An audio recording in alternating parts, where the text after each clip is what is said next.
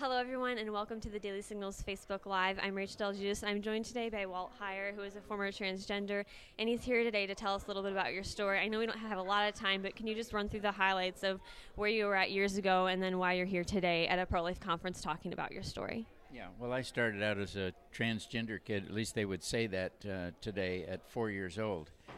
The problem is that they're diagnosing kids like I was with gender dysphoria when they don't have gender dysphoria. They're just curious about gender, which we all should be curious about gender. And so it led me to, a point of thinking that I needed a gender change. And then one of these experts in gender dysphoria diagnosed me with gender dysphoria and said I needed hormone therapy and surgery, which, as you can see from standing here, they're totally wrong because I was born a boy and they went through all the surgery and became Laura Jensen and lived 8 years as a female.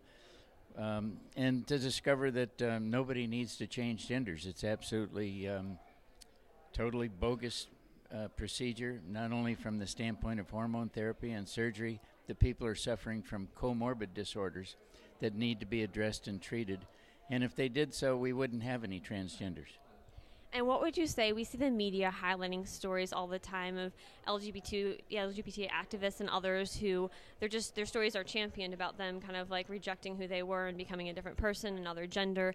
Would you say that you had a similar experience with media paying attention to your story? You've had a different experience or not? Well, the media doesn't pay any attention to me at all, because it doesn't fit their narrative. And so it's much more fun for them to promote LGBT activist people and put them on the front cover of magazines and make a big to-do about it.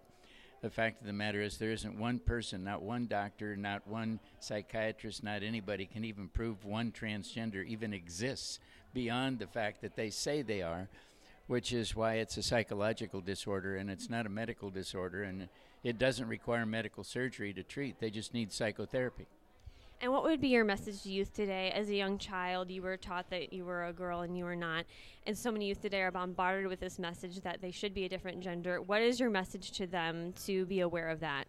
Well, I realize the schools have popularized changing genders, and it's more of a fad today than a reality in terms of people actually having gender dysphoria. So I think the kids need to get sharp. I mean, kids are really sharp. And if they sit down and look and ask for the information on what proof does anybody have that gender dysphoria exists, they themselves, the youth themselves in our schools, could actually end this nonsense in a heartbeat.